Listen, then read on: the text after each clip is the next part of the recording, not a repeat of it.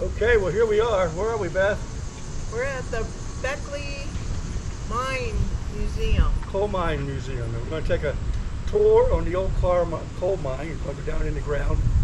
And Beth is begging me to wear my jacket because it's going to be 57 degrees. Really? Yes, I'm not going down there unless I have a jacket. The boys are not allowed, so they're going to have to wait out this one. Bunch of boys. In the air-conditioned car. Yep. So, but you can come along. We'll take you guys along. You're welcome. Just no boys. I want to welcome y'all to the Beckley Coal Mine. My name's Mike. I'll be your tour guide. I worked underground 43 years. Wow. Got some safety rules to go over. Don't raise your hands up and try to touch the ceiling. You might touch yourself on one of those plates. No standing up unless I tell you you can. There's no smoking underground. Don't put your hands on these railings. There's places in there where you got about that much clearance from the rail to the coal. Now, did they give y'all work gloves over here? No. No, we're We not. got- We got a little work to do underground. Oh man, we should have. Should have got them gloves. I can't bring Oh, well. Well, I got some gloves. Too late Oh, you now. have gloves. Too late I now. got some under there. Where you bought your ticket, did you go to the coal museum upstairs? Didn't go No, up yet. not yet. When you get back out, make sure you go to the second floor to the coal museum. When you get back out, you go up that walkway. There's a coal camp up there. There's a miner's house, superintendent's house. There's a bachelor shanty. There's the old school and church. You can go through the church, down the steps, and there's a youth museum down there. So there'll be plenty for y'all to see. Try not to lose anything in between the seats. Nope. If you do, it's going to fall underground. It's going to be on the mine floor underground. If that happens, I'll go try to find it for you. Okay. If it's not valuable, I'll give it back to you. All right? Y'all ready to go underground? We're ready to Let's go. We sure are. I'll stop on the way in a little ways, make sure everybody's comfortable. Okay. We do have people we have to bring back out.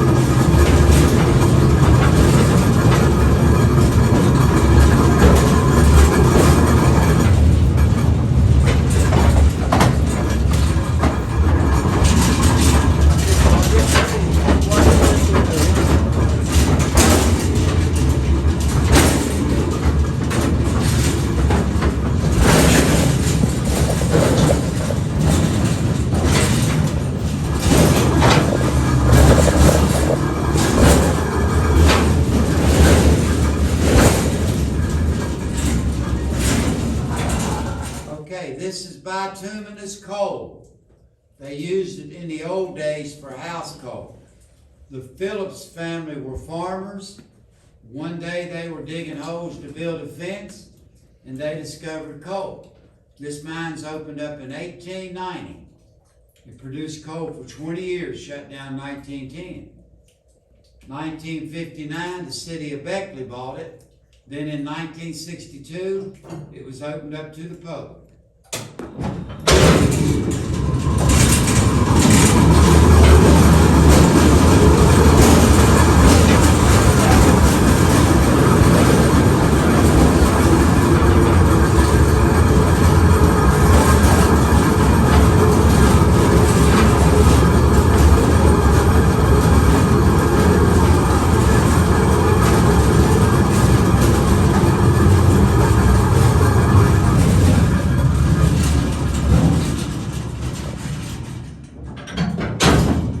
Before anyone can go into coal mines, it has to be what we call fireballs by a certified person. Someone comes in early, takes methane checks, carbon monoxide checks, takes a look at the roof and the rib to make everything safe.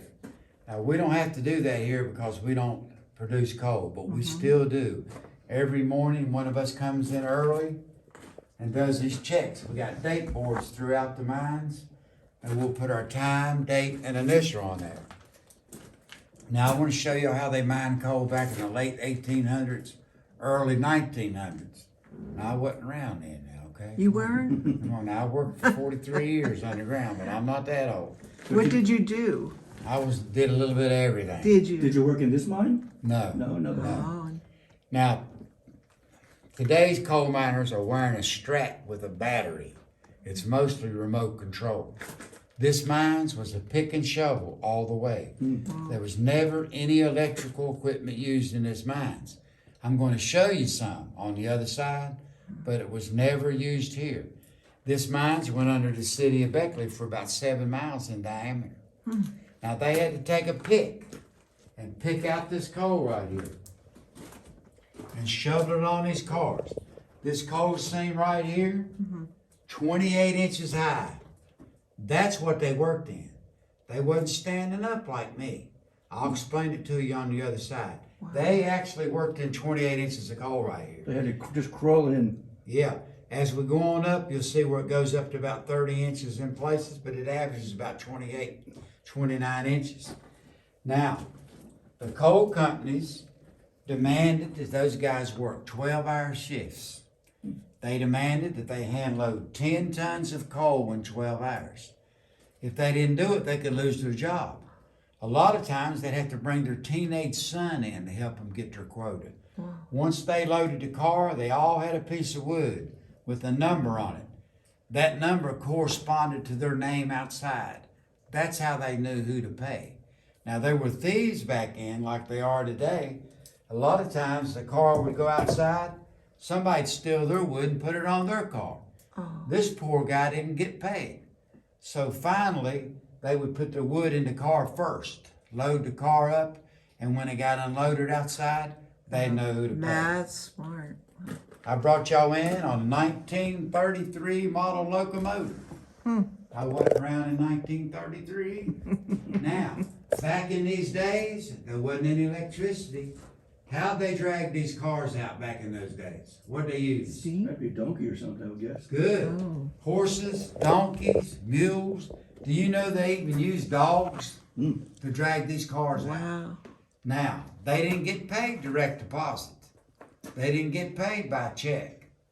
They didn't even get paid by the hour. They got paid by the ton, 20 cents a ton. They worked 12 hours, load 10 of these cars and make $2. Now, have you ever seen the movie Coal Miner's Daughter? Oh, yeah. Well, good. Everybody back then worked in a coal camp. Every coal camp had a company store. Yeah. You've heard that song 16 times, and all you get, another day older and deeper in debt. That's the way it was. They bought all their food, all their clothing, all their tools, all their medicines. Everything was purchased at the company store. Even the houses they lived in were rented from the company store. If one of the guys got killed back then, which it happened often, the company gave the family 3 days to move out. Wow. For another family to Oh move in. my. Now each week they went to the company store and they withdrew what's called script. It's like a debit card is today. The company store issued it. They go in and say, well, I need $20 worth of script to do me for the week. If they went over, the company would deduct that from their pay. They could use that script at other stores, but it was only worth half. So they were in bondage to the company Yes, store. that's for sure. All they did was catch silicosis and black lung. They never got ahead. That car right there behind you, that's got rock on it. You see that white stuff? That's rock. Back in those days, if that car went out like that, they would deduct that from their pay. They had to hand separate that rock. Today, we have cleaning plants and tipples that does all that for you. Back then, they had to do it themselves. Wow. Now, I talk a little quick because I try to give y'all all the information I can in the time we have, okay? I've got an LED light on my cap. They didn't have LED lights back then. They started out with a teapot and a can of kerosene. They'd empty that kerosene into that teapot and they would ignite it and it would fit on their cap. It'd be an open flame. Methane rises to the top. Right. If that flame happens to hit a pocket of methane, there's going to be a pop. If there's a lot of methane, there's going to be an explosion. It only lasted for about 3.5 hours, and they had to light it again. After that teapot, they come up with what's called a carbide lamp.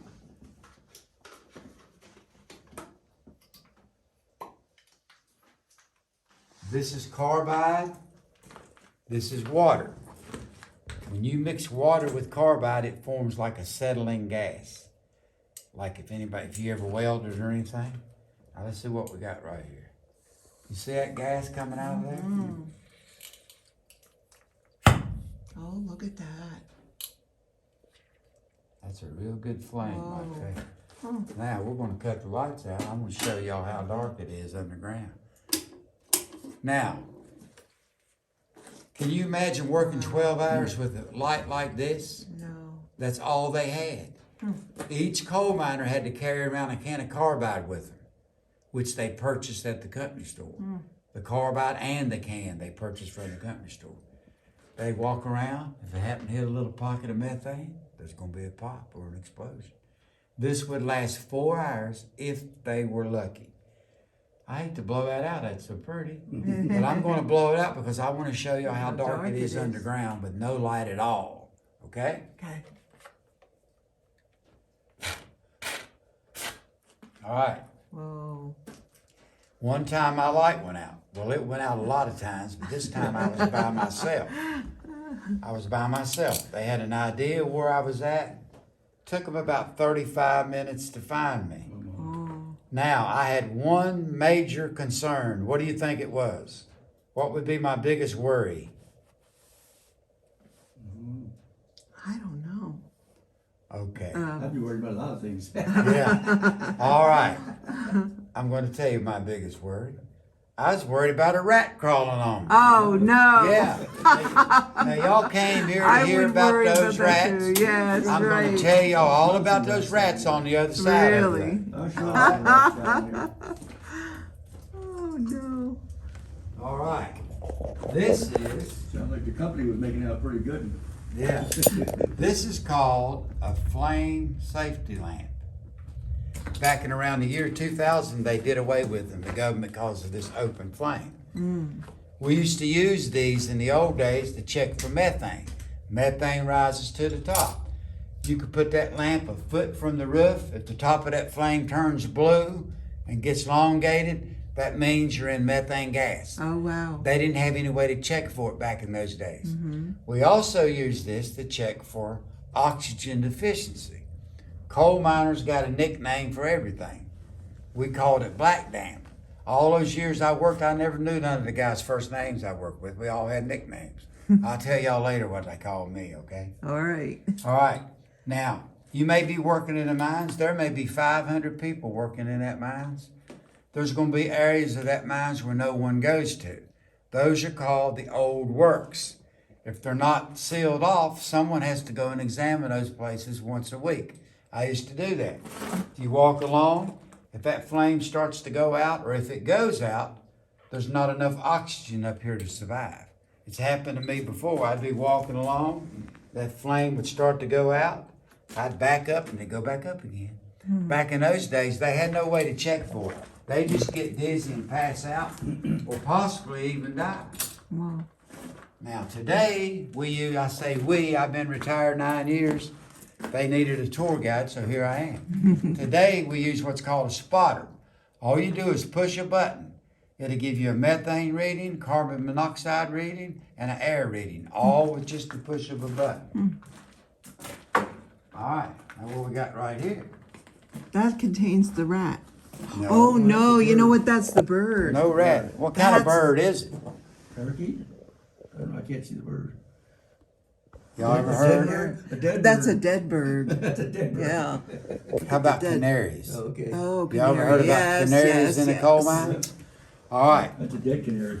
Let me tell you why they use canaries. The breathing and the lungs of a canary are similar to a human. That's why they like the canary. If something happened to this canary, it's going to happen to you in a few hours. They had to purchase the canary. Where at? At the store. Company store. They had to buy the material and build their cage At the at company store. Now they'd go to work. They lay their canary over here. They get their pick and they'd start picking and shoving. If that canary is chirping and singing something like Almost Heaven, West Virginia, Blue Ridge Mountain, Shenandoah River, it's good. But if it's laying flat on its back with its legs up in the air, it's only a matter of time before it's going to get you. Wow. These canaries saved a lot of coal miners' lives back in those days. All right, we're going to go around the mountain now. We're going to go on this other side. I'm going to show y'all the next step to coal mining. They're still going to be using a pick, but they're going to be doing one thing different. Now, this is in general, not here. This whole mine was just a pick and a shovel. Watch your heads. Watch out for the little bat that flies around, all right? You'll hear me scream. Okay.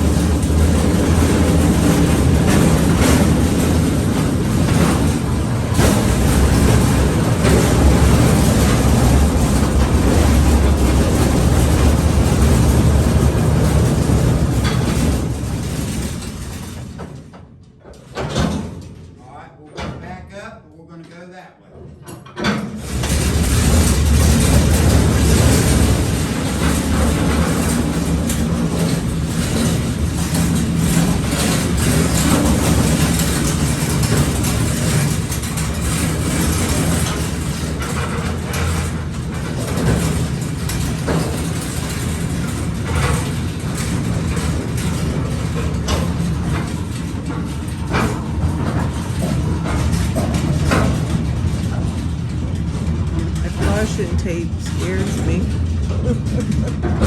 Caution tape.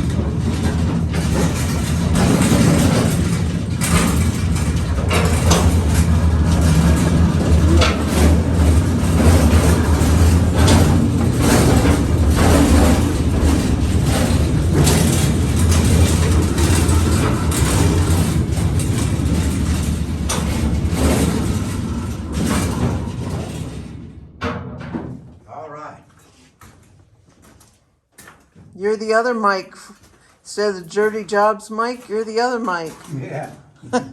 All right. Still a dirty job. Yeah, exactly. On the other side, they were picking the coal down, right? Over here, they're going to still be using the pick, but they're doing something different.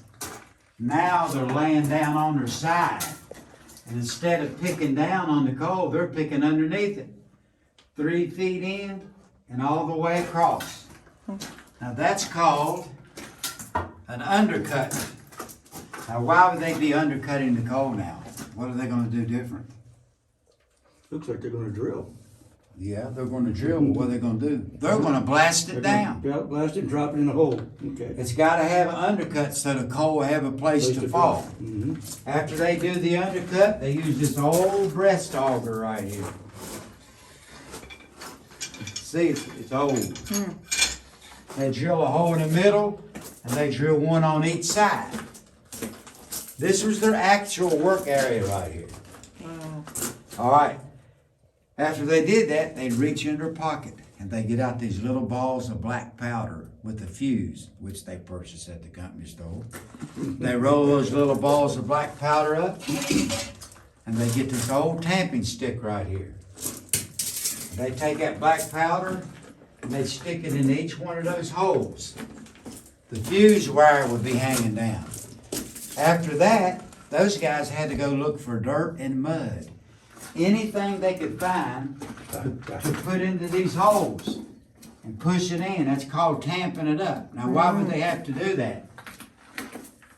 So it didn't come out and explode through that hole, Well- right? They did it because if they didn't do it, when they put the shot off, it blew through the holes and the coal wouldn't fall down. After they did that, there'd be a little wire going around, a little cable going around here with a battery. They'd wire it up, they'd go around the corner and they'd scream real loud, just like they do now. It's the law. Fire, fire, fire in the hole. That gives everybody a warning there's going to be a blast. After they blast the coal down, the old mule would shove that car in here and the guy'd shovel all that coal out of there. After he shoveled all the coal out, he'd have to set a safety post right here and one over here. The company did buy the wood, believe it or not. Wow. After that, they do the same process over again. The rock, they would blast that rock down at night and get it out of the way if the animals didn't have enough room to work. They didn't care about the miner. But if that animal wasn't comfortable, if he didn't have enough height, they'd blast that rock out to give him enough height. Now, I happen to be a certified shot fireman. I have blown up a lot of stuff in my life, believe me. But I'm not a terrorist, all right? But I've blown up stuff like roof over y'all's heads for big equipment to go underground. Wow. Back then, they had to look for dirt and mud. We used what's called clay dummies. You stick them in the hole. We call them dummies because you got to be a dummy to go in that hole knowing you're getting ready to get blown up, right? All right. That's called electric punching machine. Actually, it was compressed air. The guy he invented this. He thought he could do that undercut with that machine. It works like a jackhammer. And it didn't work. It was too heavy. It took 2 men to drag it around. It broke down all the time. The wheels got stuck in the mud, so that's where they left it. All right, now we're going to ease down here to my buddy Don Corleone right over here. Y'all ever? All right, we went from picking the coal down. We went from picking it to blasting it down. They're still shooting it, but now, and they're still hand loading it by shovel. The shoveling days are finally over.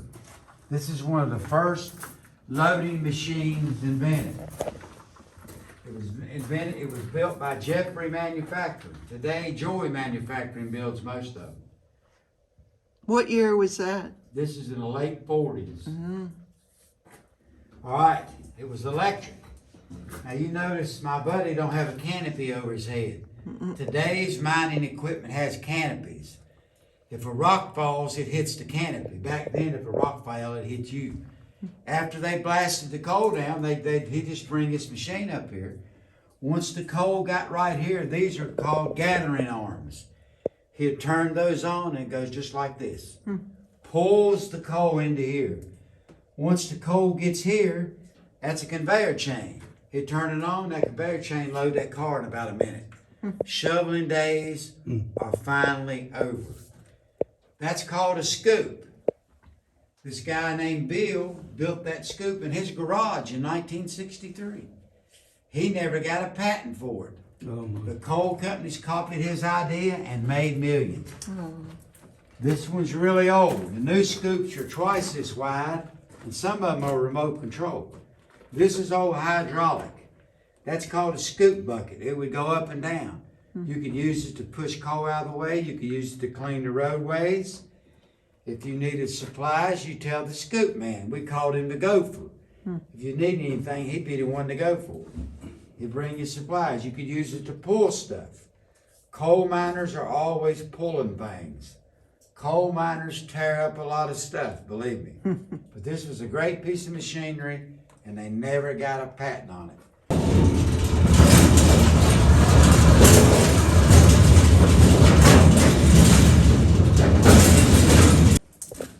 You know, you remember the undercut. They had to get on the side and use that pick. They finally invented a cutting machine. It looks like a chainsaw turned over on its side. It's got those real sharp bits on it. Yeah. He'd turn it on and go just like this. Do that undercut just in a matter of a few minutes. I showed you that old breast auger back there. Now they got a hydraulic drill. They drill a hole just in a few seconds. All right, this is for the kids. Y'all are the kids today, right? What does this look like? Skateboard. Skateboard, right? Skateboard or Scooter. Yeah. Right. When I first went underground, my One of boss those new was ones. riding around on one of these things. He had a big cigarette sticking out of his mouth. Back then, there wasn't any rules or laws. If you got out, good. If you did, they didn't really care. They never got a patent for this. How many scooters and skateboards did they sell today? Exactly. This was the modern way of transportation back then. Only the bosses used them. The men had to crawl around on their knees. Now, it worked very simply. You put it right here on the track.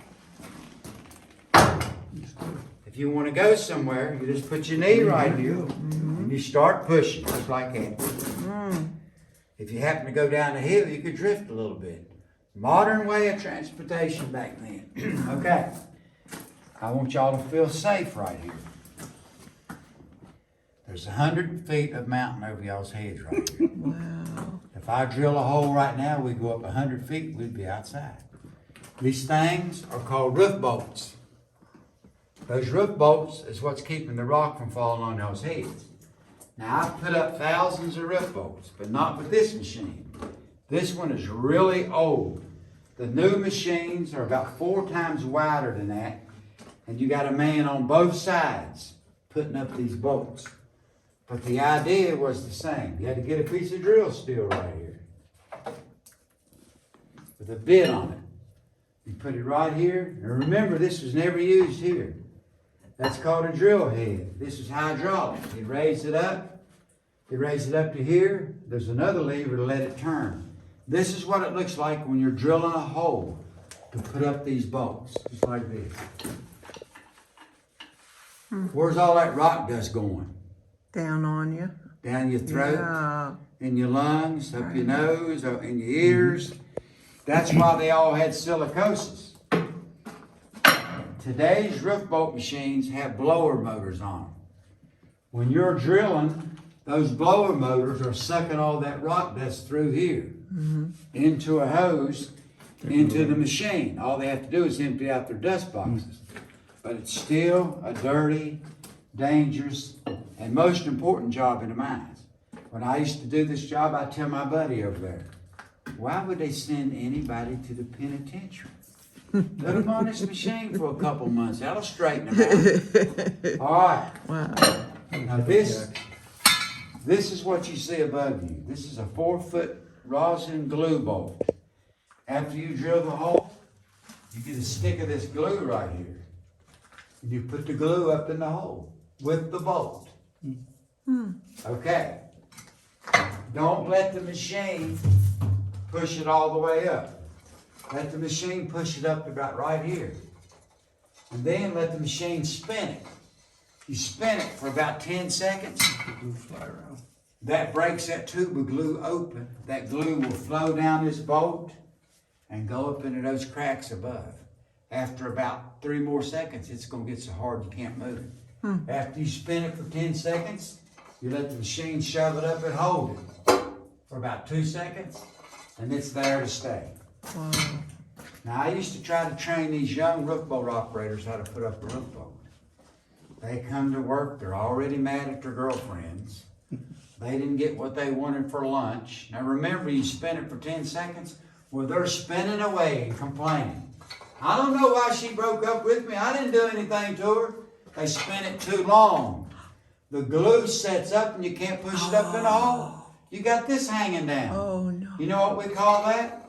Helicopters. You got to tell everybody, watch your head. Headbusters. There's some helicopters over here. I've hit my head on it. It don't feel Oh. good. You got to bring somebody in with the torch to cut them out. Oh, my. All right. Coal miners got a nickname for everything. What do you think we call this? Tin Lizzie. Well, I don't know. all right. I just guessed. Yeah. See these little square things? They're plates. See how rusty that one old it is? See how newer that looks? Oh, yeah. During COVID, they brought a crew in here and put up a lot of new bolts everywhere to make it safer. To save time, we call this a pizza pan. Oh, I put up thousands of them. You drill your hole, you drop the pizza pan down. This is what it sounds like when you're done. Just like this. And Okay.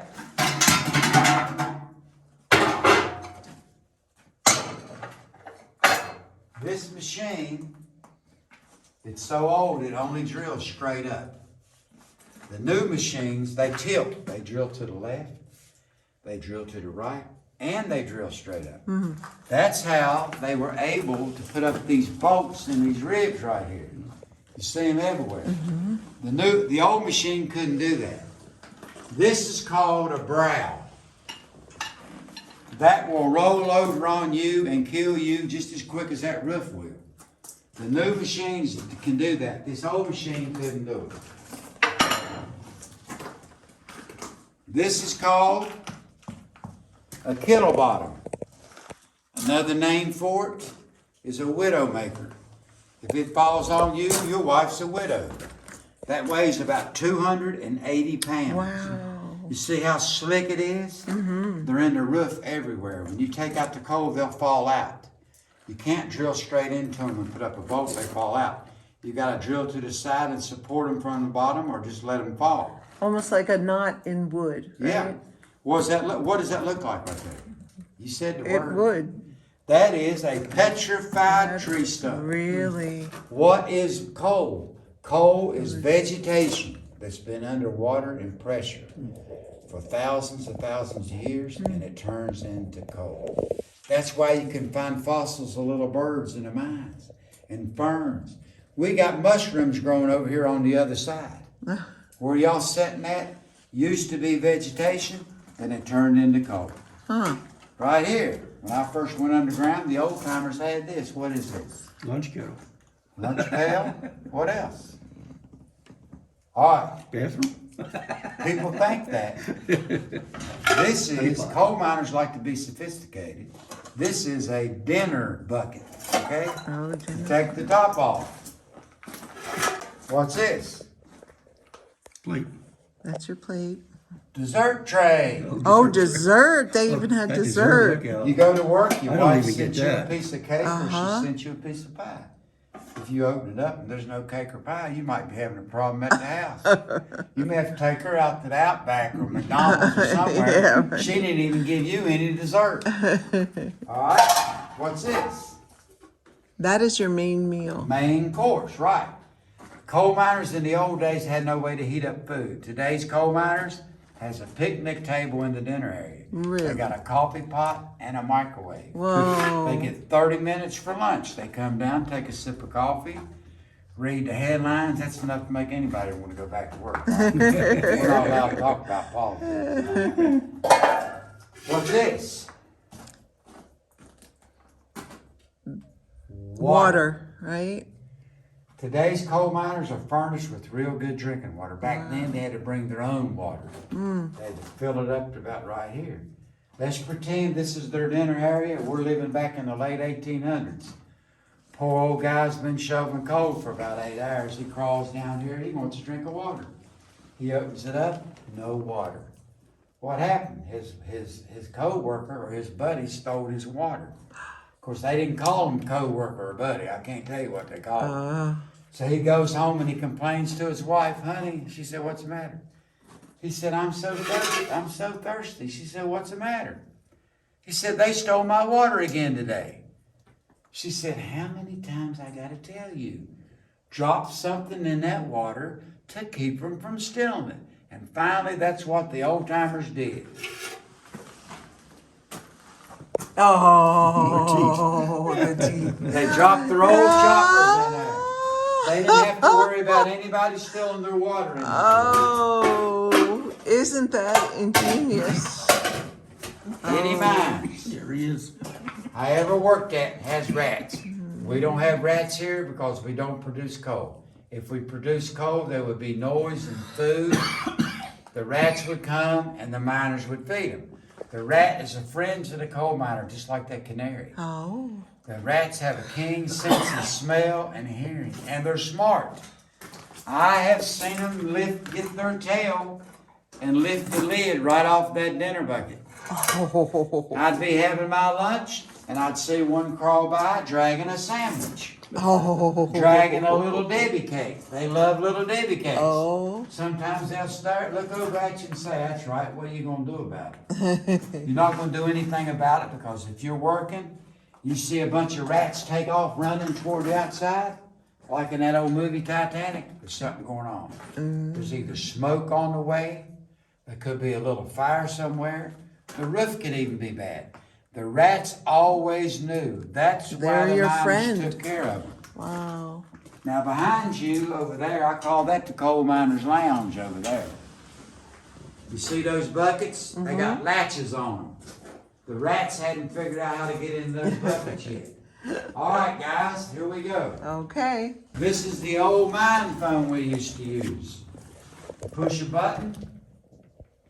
Come in, outside, we need some help. Well, you might get an answer and you might not. All you had was a little wire going from here to the outside. If a little rock or something falls, you don't have any communication. I've got 2 nephews that work underground right near here. Guess what they got underground now? Wi-Fi stations. Really? Every so many feet, they got Wi-Fi stations. Wow. They can use their cell phones now for communication. They're probably texting their girlfriend instead of working. And now they got Wi-Fi underground. Wow. This is called a supplementary roof jack. We used to put these up in places where you couldn't put up these bolts. This will hold an incredible amount of weight. Now I have people ask me at this station right here, why'd they shut this mines down for? Look at all this coal everywhere. They shut this mines down because it got so low. They couldn't mine it anymore. But you see all this coal? When you're mining coal, you go up to 60 or 70 feet, you turn left, like they did right here, and you turn right. You go up another 60 or 70 feet, you turn left, you turn right. Eventually, when you go that way or that way, eventually you're going to do what we call cut through. You're going to cut through to a place just like this over there. That's called a breakthrough. That opens up all the air to get rid of that methane. When you do that, you're leaving these blocks of coal. Those are called pillars of coal. It's these pillars of coal that's keeping that 100-foot of mountain from falling on y'all's heads. Not these roof bolts. These roof bolts are protecting you from what we call the local stuff, like little pieces of rock or slate that can hurt you or kill you. But it's the coal that's keeping that mountain from falling down on you. Wow. Now, there's such thing as long wall mining. I've done a lot of that. When you do that, you go in, you get everything set up, you take all the coal everywhere. You don't leave anything. While you're backing up, that roof is continually falling behind you at all times.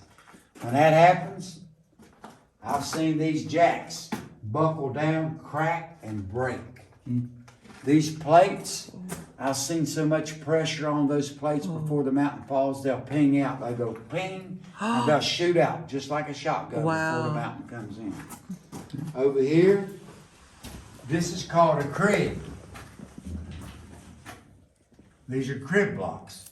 See how pretty they stacked it up? Get some wood and you wedge it in, make it tight. This will hold up a lot of weight. I've seen the mountain coming down. I've seen it squash this wood. Water will start pouring out of that wood. It'll push it down to about right here. Wow. Then the whole mountain falls in. Wow. That's called pillar mining. All right, guys. So when you hear that, you have to go to the phone and call, or how do you get out of there. just get it? Just You just gotta go. be in the clear and let it fall. Oh, in the Now, I've clear. been in a lot of real close, tight situations Wow. before, but I don't have time to tell you all about it. Right. All right, we went into drift mines. We went straight in. I've worked in a shaft mine where 30 men can get on an elevator and go straight down 700 feet. Down there, the methane is really hot. You got to be real. You got to have a lot of air to take care of it. Okay. All right, one time I was by myself working. My little ride I was on, it wrecked. I jacked it back on the track. I took off. About 5 minutes later, we heard the awfulest boom sound, dust flying everywhere. What happened? Right there where I was at, the roof fell in. Wow. 6 feet high, 20 feet wide, 30 feet long. Right there where I was at. I would have been a pancake. Yeah. Now, I've worked underground for a long time. I can tell when the roof's getting kind of bad, it's gonna fall. Everything seemed good. What was the problem? Right here. There's a hole right there. That X on it? That's called a test hole.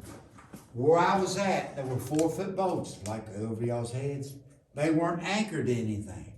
They were anchored into nothing. They were just up there.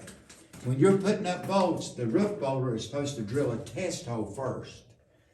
4 or 5 feet higher than what they're using, because there could be a crack up there. No one would know.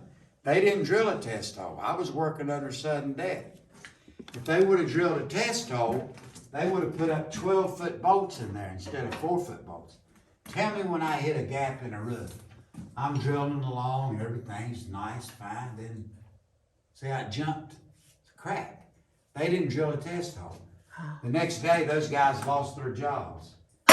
It took us 3 months to clean that rock fall up with modern equipment. Whoa. Okay, the final thing. Y'all gonna ask me that famous question? Where did they? Yeah, go to the bathroom. Where did they go to the bathroom? Not in that bucket. They ain't out in that bucket. You're not the only one that says that. All right. Back in these days, they just went wherever they could.